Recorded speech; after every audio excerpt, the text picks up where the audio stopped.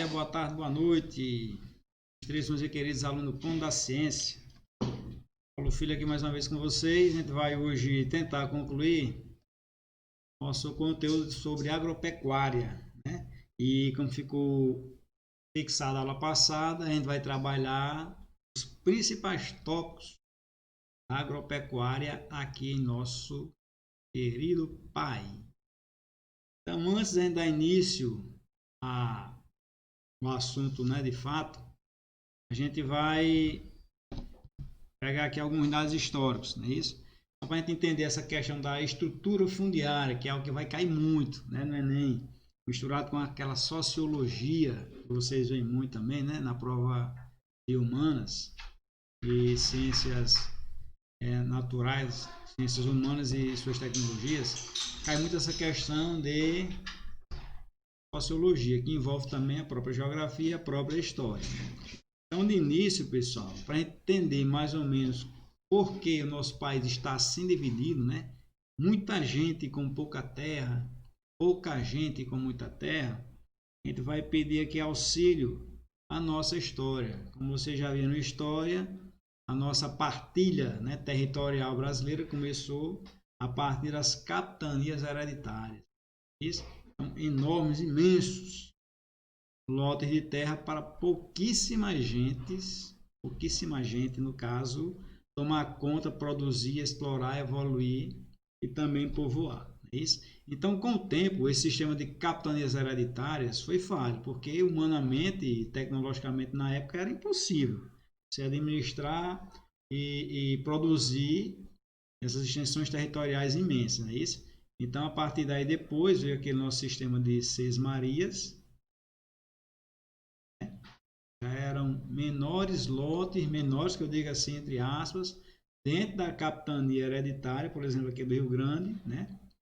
Toda essa capitania aqui pertencia, não esqueci se lembro se era João de Barro ou Donatário, não lembro. E a capitania do Rio Grande, por exemplo, impossivelmente de ser totalmente explorada, agriculamente falando. Então, João de Barro, Aires da Cunha, salvo engano, um deles dois, começou a ceder lotes menores de terras, menores que eu dei entre aspas, né? Eram imensos, gigantescos, dentro da capitania do Rio Grande, chamada de Sesmaria. Então, quando era doada, entre aspas, né? Tipo como se fosse um arrendamento feito, um aluguel feito, a outras pessoas de Portugal que queriam produzir no Brasil, dentro da capitania hereditária existia a sesmaria. Né? Então, historicamente falando também, até hoje, não esqueçam, a maior parte da nossa produção agrícola ainda é de plantation, ainda é latifundiária, ainda é monocultura e ainda é de exploração, tirando a policultura minifundiária das pequenas propriedades, dos pequenos produtores, que nós iremos tratar aqui também à frente, daqui a pouquinho. Então, tudo isso fez com que, ao longo de todo o processo de descobrimento, de transformação, de definição, delimitação do território nacional, acontecesse, como a gente vê hoje a realidade, essa elevadíssima concentração de terras nas mãos de pouquíssima gente. Então, com isso, logicamente, tinha muita terra para pouca gente. Quem era, na época, libertado após a escravidão, 1888, aconteceu de que essa população não tinha terra, não tinha dinheiro para comprar terra. O que aconteceu? Então, iam tentar procurar viver nas cidades. Praticavam o êxodo rural. Saía da zona rural, da área rural, no caso, ia tentar emprego, né, subsistir na área urbana. Chegando lá, os empregos, que não era para todo mundo, né, não era formalizado, era somente para quem de direito era, por exemplo, da corte portuguesa, fazia parte do império, enfim, era para quem era rico. Concurso público nessa época aqui no Brasil praticamente ainda existia, então ia trabalhar na forma de subempregado. A partir de 1950, com o início da mecanização agrícola, o que acontece? aumenta ainda cada vez mais o êxodo rural, né? Se já era complicado, já tinha concentração de terras no Brasil na época, a partir de 1950, 60, 70 até hoje, quando a máquina foi tirando o emprego de vários trabalhadores, e se iniciou no centro-sul, né? Sudeste e sul do país, essa mão de obra ainda continuou praticando o êxodo rural e ainda continuou se empregando na área urbana.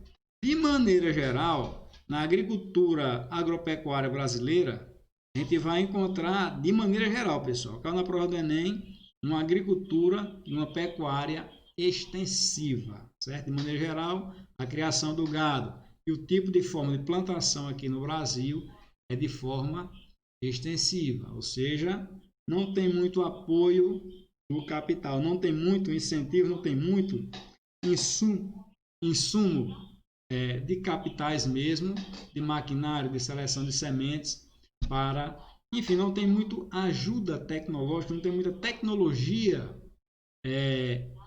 direcionada para a produção pecuária e agrícola no país. Mas, no geral, né, tirando áreas do Nordeste, do Norte e do Centro-Oeste, no Centro-Sul já se pratica uma agropecuária semi-intensiva, e em algumas áreas também, fazendo pareia mesmo a países desenvolvidos, uma agropecuária intensiva, certo?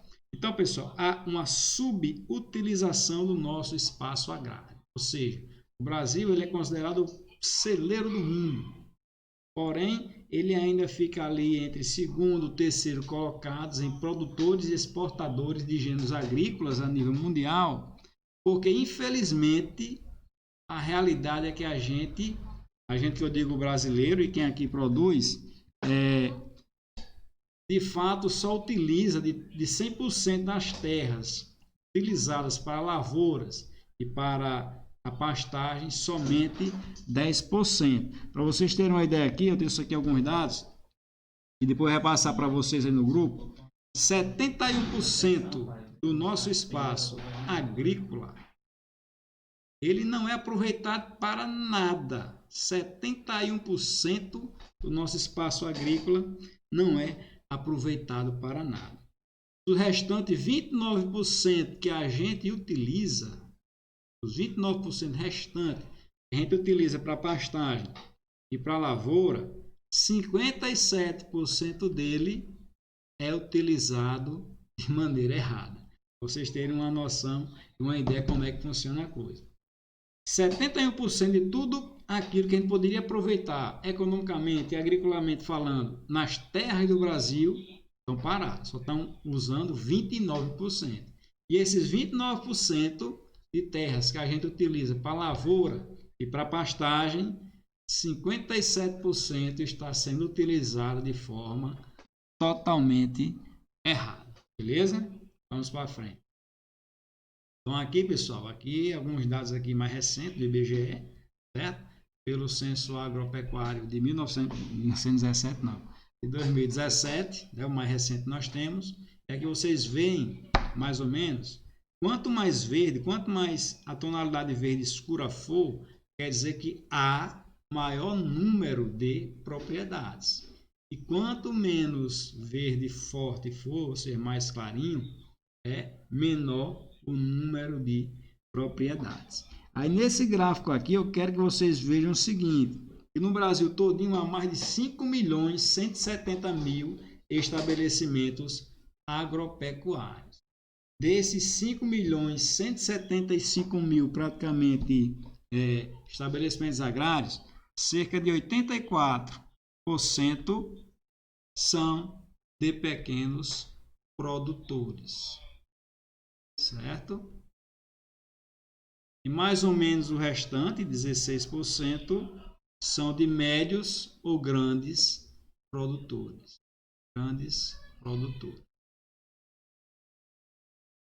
Bom, então, de todas as terras que nós temos no Brasil, 84%, quem vai tomar conta vai ser o pequeno produtor, o pequeno proprietário. O restante, mais ou menos 16% sobrando, os médios e grandes produtores proprietários. Então, essas terras, que representam 84% de pequenos produtores, vai corresponder a uma área de 24, mais ou menos, 24, alguma coisa por cento da área total destinada para eles. O restante, as grandes e pequenas propriedades, que são as menores em quantidades, vão representar quase 76% da área utilizada. Então, essas grandes áreas que não são utilizadas pelos grandes proprietários é que vai entrar naquela questão de 71% que não é aproveitado, certo? E dentro desses 71%, dos 53% que é aproveitado de maneira errada ou ineficiente, certo? Aqui a área de lavoura, somente para vocês terem a noção, quanto mais escura a tonalidade marrom, quer dizer que ela está sendo bem aproveitada. Ou seja, aqui, ó, a área mais marronzinha desses gráficos aqui, está mostrando que somente 60% desses 100% que tem disposição para ser utilizado é que está sendo de fato utilizado. Os outros 40% não entra aqui, ou seja, está parado. E as áreas mais clarinhas, uma subutilização de somente 10%. Por exemplo, essa área aqui grandiosa aqui do Pará, praticamente 90% das terras agricultáveis ou que serviam de pastagem no Pará estão praticamente inutilizadas. Para vocês verem aqui como o nosso potencial é.